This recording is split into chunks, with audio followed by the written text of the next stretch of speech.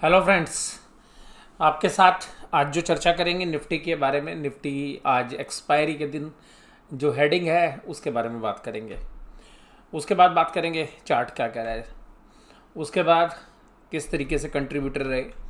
और जैसा आपने थंबनेल के अंदर देख लिया होगा कि आज हम आपके साथ चर्चा करने वाले हैं Motilal Oswal financial services limited के बारे में।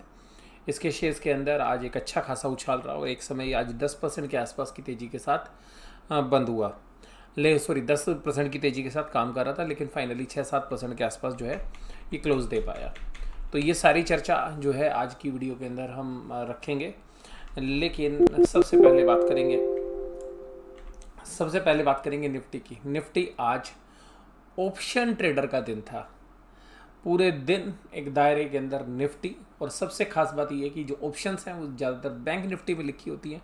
और पूरे दिन जो है सुबह के अगर एक सेशन को हटा दें, सुबह आधा एक घंटे का, पूरे दिन 200 से 250 पॉइंट के बीच में बैंक निफ्टी को घुमाते रहे।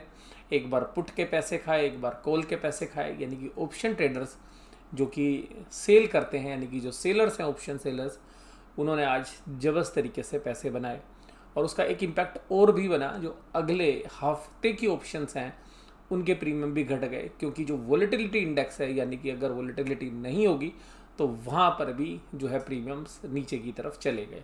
तो जो ऑप्शन सेलर्स थे उनके लिए आज पूरा जो है बेनिफिट वाला दिन था। और शायद आज ऑप्शन सेलर्स जो भी हैं, और जनरली वो पुट और कॉल्स दोनों सेल करते हैं, तो उन्होंने काफ़ी अच्छे पैसे जो हैं आज बनाए होंगे, ये मुझे लगता है। क्योंकि जो भी ऑप्शन राइटर्स हैं उनके लिए अच्छा दिन था, लेकिन ऑप्शन बायर आज काफ़ी बड़ा नुकसान लेके गए होंगे, क्योंकि दोनों साइड की जो ऑप्शंस हैं वो जीरो होती हुई नज़र आई। और जहाँ जहाँ मूवमेंट लग रही थी कि अभी जैसे दिन में 3-4 बार जो है स्पेशली बैंक निफ्टी की बात करें तो 32,800 को तोड़ के नीचे जा रहा था, तो ऐसा लग रहा था कि अभी जो है जान आ जाएगी बियर्स के अंदर। और फिर वो दोबारा से पुल बैक कर देता, फिर ऊपर जा रहा था तो ऐसा लग रहा था कि बुल्स मार्केट को ऊपर ले जाएंगे, फिर नीचे कर दिया। शाम को जो है 3 बजे के आसपास खींचने की तो कोशिश की, लेकिन वो वेटेड एवरेज प्राइस आता है, क्योंकि आधे घंटे का जो भी ट्रेडिंग का जो वॉल्यूम्स होता है उससे वो प्राइस सेट होता है। तो लास्ट के 10 मिनट मार्केट चली तो सही, लेकिन उसका असर जो है वो नहीं होना था, क्योंकि वो वेटेड एवरेज के आसपास ही घूमता रहा। तो उससे जो है निफ्टी में करीबन 3-4-5 पॉइंट का, और बैंक निफ्टी में करीबन 15 पॉइंट के आसपास का जो है असर टोटलिटी में देखने के लिए मिला। तो ये था आज ऑप्शन ट्रेडर्स के एंगल से बात। निफ्टी ने उम्मीद से अच्छा किया आज, लेकिन ध्यान रखिएगा जो सबसे खास बात है, मार्केट में वॉल्यूम नहीं थे। यानी कि मार्केट लो वॉल्यूम के साथ चल रही थी। ऐसा लग रहा था जैसे कि आज बुल्स और बियर्स ने अपना मैच फिक्स कर रखा है कि बस तुम इतना खींचना, मैं इतना खींचूंगा। और बैंक निफ्टी के स्टॉक्स में भी यही हो रहा था। एक स्टॉक्स अगर ऊपर जा रहा था तो दूसरे को नीचे ले आते थे उसी समय पर, सेम प्रपोर्शन में। यानी कि इंडेक्स को एक जगह खड़ा करने से जो है उनको ज़्यादा से ज़्यादा फायदा हो रहा था। यानी कि बुल्स एंड बियर्स ने आज ऐसा लग रहा था कि हाथ मिला रखा है। बैंक निफ्टी के बारे में अभी बात करेंगे। अभी बात करते हैं निफ्टी के बारे में। निफ्टी ने जो कैंडल बनाई है, हालांकि देखिए कभी ये रेजिस्टेंस एरिया के आसपास ही जो है ये चल रहे हैं, तो अभी ऐसा नहीं है कि जो है वीक है। लेकिन जो कैंडल्स बनी है दोनों, वो फॉलो अप जो है ग्रीन कैंडल एक मजबूती का जो है इंडिकेशंस दे रही है। लेकिन हमें ध्यान रखना चाहिए, क्योंकि जो पीछे हमारी जो रेड कैंडल थी वो यहीं से जो है 5 ट्रेडिंग सेशन पहले यहीं से जो है डाउन हुई थी। मैं बात कर रहा हूँ जो है फ्राइडे के सेशन की। तो पिछला फ्राइडे जो है रेड कैंडल ऊपर से बाजार टूटे थे। तो यहाँ पर ध्यान रखना पड़ेगा कि ये जो रेजिस्टेंस लेवल है ये कल भी जो है महसूस हो सकता है। तो 14,800 के आसपास काफ़ी अच्छा दबाव जो है निफ्टी के ऊपर है। तो करीबन 100 पॉइंट के आसपास 70-80 पॉइंट जो है ऊपर अगर हम देखें तो वहाँ पे आज क्या चला। आज HDFC को पकड़ा हुआ था कि जी छोड़ना नहीं है बाजार। HDFC बैंक मंदी की तरफ था, तो HDFC बैंक तेज़ी की तरफ था। लेकिन मंदी की तरफ नहीं था, HDFC बैंक भी फ्लैट था। इन्फोसिस, रिलायंस, ICICI बैंक और विप्रो। और सुबह सुबह ऐसा लगा दिया कि 600 रुपये के जो लो हैं 599 के 0.9 के जो है लो लगाए गए सुबह। और ICICI बैंक में 600 रुपये पे जो है दब के जो है ख़रीदारी की। यानी कि बुल्स ने सुबह सुबह अपना माल इकट्ठा कर लिया कि अगर बियर यहाँ पे डालेगा तो एब्सोल्यूट नंबर पर बहुत अच्छे जो है सौदे मिल जाते हैं। तो वहाँ से जो है एब्सोल्यूट नंबर पे सौदे उठाए गए। बजाज फिनसर्व में वीकनेस थी, एशियन पेंट्स में, पावर ग्रिड में, यूपीएल में, हालांकि ज़्यादा वीकनेस किसी में भी नहीं थी। अब देखिएगा एनएससी का एडवांस डिक्लाइन, एडवांस घट गए थे एक बार जब बाजार के अंदर गिरावट आई, लेकिन देखिएगा दिन भर मेंटेन रहे, तो ये भी एक पॉजिटिव संकेत है। यानी कि कल की ओपनिंग जो है हमें लग रहा है कि एक पॉजिटिव नोट के साथ होगी, फिर बाजार अपना रुख डिसाइड करेगा, क्योंकि आप रेजिस्टेंस के आसपास भी हैं। और जो कोविड की सिचुएशन है वो, हालांकि अब देखिएगा कुछ भी कहते रहे, लेकिन मार्केट कोविड की न्यूज़ फ्लो के परवाह नहीं कर रहा है। और जिस तरीके से आज की डेट में लोग जो है उद्धव ठाकरे जी की तारीफ़ कर रहे हैं, और अपोजिशंस के अंदर जो बात करें तो अपोजिशन वाले जो हैं ये कह रहे हैं कि जो सत्तारूढ़ पार्टी है वो एक्शन ले नहीं रही है। तो बहुत जद्दोजहद जो है पक्ष विपक्ष में चल रहा है, लेकिन जो चीज़ है वो स्टेटस को है। तो हालांकि कोविड का असर जो है कल अगर हम कहें तो 4 लाख से ऊपर के आंकड़े आए थे, लेकिन बाजार उसको नज़रअंदाज किए हुए हैं।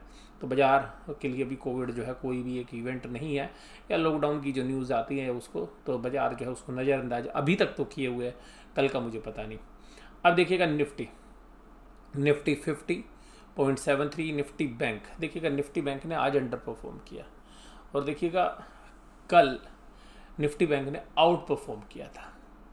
तो सिंपल सी बात यह है कि बैंक निफ्टी 2-3 दिन से लगातार चल चुका है, नीचे से अच्छी रिकवरी दे चुका है। तो आज रेजिस्टेंस तो था, लेकिन आज एक्सपायरी थी, तो जहाँ पे लोगों ने सौदे बनाए जैसे मैंने आपको बताया उस तरीके से, लेकिन बाकी सारे भी इंडेक्स में अच्छी तेज़ी जो है देखने के लिए मिली, और निफ्टी के आसपास ही जो है क्लोज दे पाए। FIIs ने भी आज सरप्राइज़ कर दिया। सरप्राइज़ क्या किया, 1222 करोड़ की बाइंग कर ली। तो 3 दिन के सेलिंग के बाद आज जब माल नीचे मिला तो उन्होंने खरीद लिया, लेकिन माल नीचे नहीं मिला, मार्केट तो ऊपर ही थी, बट उन्होंने आज खरीदना उचित समझा। खरीदा किस लिए होगा कि जो भी उनकी ऑप्शंस थी उन ऑप्शंस को एडजस्ट करने के लिए। तो इसका मतलब है कि जो भी उनके पास कॉल ऑप्शंस थी उन कॉल ऑप्शंस की वैल्यू को ऊपर लाने के लिए जो है बाय की होगी, या उन्होंने जो पुट राइट कर रखी होंगी उनको एडजस्ट करने के लिए। तो ये रीज़न रहा होगा। हालांकि DIIs आज नेट सेलर थे। उसके बाद देखिएगा इंडेक्स के अंदर, तो इंडेक्स के अंदर आज सेलिंग करी है, तो इसका मतलब फिर ऐसा लग रहा है कि हेजिंग कर रही है। अगर कैश में आप खरीद रहे हो, फ्यूचर में आप बेच रहे हो, तो इसका मतलब है आज तेज़ी की पोजीशन ही अभी तक तो बना के गए हैं FIIs। और इसके अलावा भी अगर आप स्टॉक के फ्यूचर्स देखेंगे तो स्टॉक के फ्यूचर्स में हालांकि कुछ आज ज़्यादा बदलाव है नहीं, तो इसका मतलब है न्यूट्रल टू सम पॉजिटिवनेस के साथ जो है FIIs ने अपनी पोजीशंस जो है बनाई है। लेकिन इसमें से बहुत सारा पोर्शन ऐसा भी हो सकता है जो आज की पोजीशंस थी जिनको स्क्वायर ऑफ करने के लिए एडजस्टमेंट हो सकती है। तो आज के जो डेटा हैं उसको नज़रिए से भी आप देखिएगा। आज मेटल का दिन था, फिर टाटा स्टील के बहुत ही बेहतरीन रिजल्ट आए थे, लेकिन टाटा स्टील से ज़्यादा हिंडाल्को चला 5.13% की तेज़ी के साथ। उसके बाद देखिएगा टाटा स्टील भी 2.87% की तेज़ी थी। उसके अलावा हीरो मोटोकॉर्प, और अभी हीरो मोटोकॉर्प के रिजल्ट आ चुके हैं, काफ़ी अच्छे नंबर्स हैं, और डिविडेंड भी दिया, और एक स्पेशल डिविडेंड की भी अनाउंसमेंट हीरो मोटोकॉर्प ने की है। विप्रो 4.42, गेल 4.21, और टाटा मोटर्स कुछ दिनों के बाद आज चलता हुआ नजर आया।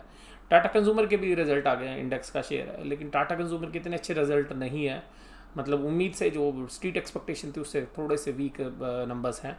आइसर मोटर्स देखिएगा 2.99, तो मैं बीच में आपके साथ वो भी बातें कर रहा हूँ। HDFC देखिएगा हैवी वेट है, तो इसको जो है प्लस किया गया, और BPCL जो है 424, तो इसके बारे में मैंने बात की थी 380 के आसपास बनेगा, तो वहाँ पे जो है इसमें एक अच्छा बाय बन सकता है। बट आज ब्रॉडर मार्केट में जो है इंडेक्स को ऊपर रखना था, तो वो आज रखा भी गया। Power Grid, UPL, Sun Pharma, NTPC, Bajaj Finserv, ONGC, Asian Paint, IndusInd Bank, ये सब थोड़ी सी कमजोरी वाले थे। कमजोरी तो थी नहीं, 1-1.5%, आधा % की कमजोरी थी, बाकी कमजोरी थी नहीं आज। लेकिन सब ने थोड़ा थोड़ा पार्टिसिपेट किया, बहुत ज़्यादा भी नहीं पार्टिसिपेट करके, लेकिन सबका कम्युलेटिव जो इफेक्ट है वो आज देखने के लिए मिला। निफ्टी बैंक हालांकि फ्लैट ही बंद हुआ, फ्लैट से थोड़ा सा पॉजिटिव, तो 32,827 जो है यहाँ पर निफ्टी जो है अपने आप को बंद करा, बैंक निफ्टी बंद करा पाया। और बीच में एक स्पाइक आई भी थी कुछ समय पहले, और ये जब स्पाइक आई तो उसके बाद लोगों को लगा कि शायद अभी और नीचे जाएगी मार्केट, लेकिन तुरंत जो है बाउंस कर गई। इसका मतलब ये पक्का था कि आज जो है पूरा का पूरा ऑप्शंस के प्रीमियम, यानी कि 32,800 की जो ऑप्शंस थी उस पर सबसे ज़्यादा पुट की भी और कॉल की भी राइटिंग हो रखी थी, यानी कि ऑप्शंस ट्रेडर्स आज ने उन्होंने कहा था हम आपस में एक दूसरे का कुछ जो है नहीं बिगाड़ने वाले। अगर नॉर्मली 33,000 के ऊपर जो है कॉल राइटिंग सबसे ज़्यादा होनी चाहिए थी, हालांकि थी भी वहाँ पे, लेकिन उसके बाद जो अगला फिगर था वो 32,800 था। तो 32,800 पे जो ऑप्शंस ने राइटिंग कर रखी थी कॉल की भी और पुट की भी, तो ये लग रहा था कि 32,800, आज दिन में भी एक आभास हो गया था कि 32,800 पे ही शायद बाजार सेटल होंगे। अब देखिएगा ये चार्ट देखिएगा, निफ्टी का तो जो है काफ़ी अच्छा है, मजबूत है, ये भी मजबूत है लेकिन उतना नहीं है जितना निफ्टी का मजबूत है। नीचे से इसने भी बाउंस बैक दिया है, लेकिन आपको पता तेज़ी कम है, तो यहाँ पर थोड़ा सा डोजी टाइप की कैंडल जो है बनी हुई है, तो इसमें जो है स्ट्रेंथ अभी उतनी नहीं है। और देखिएगा बैंकिंग के अंदर भी आज बंधन बैंक का जो शेयर है उसमें 5% से ज़्यादा गिरावट हुई और 300 रुपये पे दिन भर खड़ा रहा, और उसके बाद शाम होते होते उसने वो तोड़ दिया। और ऐसी सेम फेडरल बैंक के अंदर भी वीकनेस बनी। तो इसका मतलब है कि जो स्मॉल कैप या मिड कैप की जो साइज़ के बैंक है वो पहले से आभास जो है ले रहे हैं। और बंधन बैंक में माइक्रो फाइनेंस से रिलेटेड इश्यूज़ भी हैं। तो माइक्रो फाइनेंस जो लोन है, और बंगाल के अंदर अब ममता बनर्जी की दोबारा से गवर्नमेंट बन गई, तो वो जो एक पॉजिटिव फैक्टर चल रहा था कि शायद बीजेपी की गवर्नमेंट आएगी और बंधन बैंक जो है वहाँ से रिकवरी कर पाएगा अच्छे से लोन की, तो उसके ऊपर जो है जो जिन लोगों ने तेज़ी की पोजीशन बना रखी थी शायद उन्होंने भी अपनी तेज़ी काटते हुए जो है नज़र आए। PNB, HDFC bank, IndusInd bank और एक्सिस बैंक ये सब लगभग फ्लैट थे, गिरे हुए तो कुछ नहीं, तो बंधन बैंक ही और हैविली जो है उसमें सेलिंग हो रही थी। ICICI bank 70.24, Kotak Mahindra bank, AU small finance bank, IDFC first bank और एसबीआई। बेसिकली आज इन दोनों ने संभाल रखा था, आईसीआईसी और कोटक ने। और एक्सिस बैंक भी जो है कभी 713, 714, 715, 716 इसी में दिन भर जो है झूलता रहा, लेकिन मैंने कहा ना कि एक रेंज में था। आईसीआईसी बैंक ने नीचे से एक अच्छा बाउंस दिया, और ये देखिएगा ये दोनों ने जब बाउंस दिया, जब एचडीएफसी बैंक जो है 1405 और 1404 पे चल रहा था, तो जैसे ही बियर ने इसको नीचे किया तो लग रहा था कि जैसे आज पूरे कंप्यूटर में डेटा डाल रखे हों कि किस तरीके से ट्रेड करना है, यानी कि ऐसा लग रहा था कि आर्टिफिशियल इंटेलिजेंसी से जो है एल्गो ट्रेड जो है पहले से सेट कर रखे हैं और उसी हिसाब से सारे ट्रेड हो रहे हैं। उसके बाद देखिएगा आईडीएफसी फर्स्ट बैंक आज का जो है गेनर था, Kotak Mahindra bank, ICICI bank देखिएगा 1% में भी हैवी वेट है ये। अब देखिएगा एचडीएफसी बैंक गिरा कितना 0.12, लेकिन वहाँ कंट्रीब्यूटर के अंदर है। वहीं बंधन बैंक देखेंगे तो 5.3%, 30%, तो 294 पे जाके बंद हुआ, जबकि दिन भर 300 रुपये पे खड़ा रहा। Punjab national bank, bank of Baroda, federal bank भी जो है 80 रुपीज़ के आसपास खड़ा था, लेकिन 2:30 बजे के आसपास एकदम एक बड़े वॉल्यूम के साथ जो है 78 रुपीज़ और 30 पैसे के ऊपर और 35 पैसे के आसपास जो है ट्रेड होने लगे। तब ऐसा लग रहा था कि शायद कहीं ये सेलिंग जो है बाकी बैंकों में भी शुरू ना हो जाए। पुट कॉल रेशो अब देखिएगा बराबरी पे है, अब बराबर की टक्कर है 1.5 और बैंक निफ्टी। तो बैंक निफ्टी में जो एक गैप बना हुआ था कि पुट कॉल रेशो नीचे की तरफ थी, हालांकि अभी भी नीचे की तरफ है, थोड़ा सा पुट कॉल रेशो बुलिश दिखा रही है, लेकिन चार्ट के अंदर थोड़ी सी वीकनेस है। तो कल जो है मुझे ऐसा लगता है बैंक निफ्टी के अंदर कि शायद ओपनिंग फ्लैट हो या थोड़ी सी पॉजिटिव नोट के साथ हो, लेकिन ऊपरी लेवल पर सेलिंग प्रेशर आ सकता है। जितने भी टेक्निकल एनालिसिस हैं या जितने भी ब्रोकर्स की कॉल्स हैं वो सब 33,300 के टारगेट जो है दे रहे हैं। तो हो सकता है कि 33,000, 33,100, 33,000 के ऊपर काफ़ी रेजिस्टेंस है, 33,000, 33,100 पे एक रेजिस्टेंस आए, और उसके बाद जो है बाजार बैंक निफ्टी स्पेशली नीचे का रुख कर सकता है। तो आप मेरे से पूछते हैं कि किस तरीके का रुख है, तो वो मैं आपके साथ बता रहा हूँ। और बाकी जो है इंटरनेशनली मार्केट सही चल रही है, डॉलर इंडेक्स नीचे की तरफ आ गया 91 के नीचे, तो वहाँ से भी जो है कंफर्ट इनको मिल रहा है। और आज का जो हमारा शेयर था वो है मोतीलाल ओसवाल। तो मैं अभी आपको बताता हूँ कि मोतीलाल ओसवाल का जो शेयर है वो कितने रुपए पे बंद हुआ है।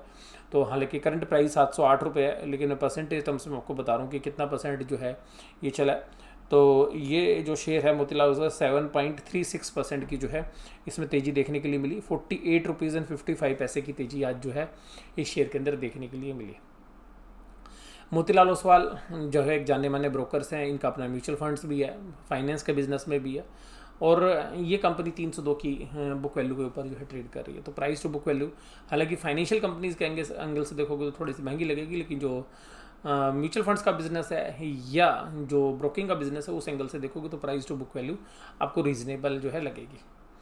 स्टॉक की जो पी रेशो है वो नीचे की तरफ आ गई, और देखिएगा ये अपनी पी रेशोज़ पिछले 5 साल में कहाँ पे रहते थी, तो अभी देखिएगा करीबन 10 के नीचे भी इसकी पी रेशो आ गई। और उसका मेन रीज़न ये है कि इस क्वार्टर के अंदर बहुत अच्छे प्रॉफिट थे, और इस साल में इन्होंने अपनी लाइफ का हाईएस्ट प्रॉफिट जो है डिलीवर किया है, तो ये जो प्रॉफिट्स आए हैं इनके 1 2 4 5, तो क्या लगता है रुझान?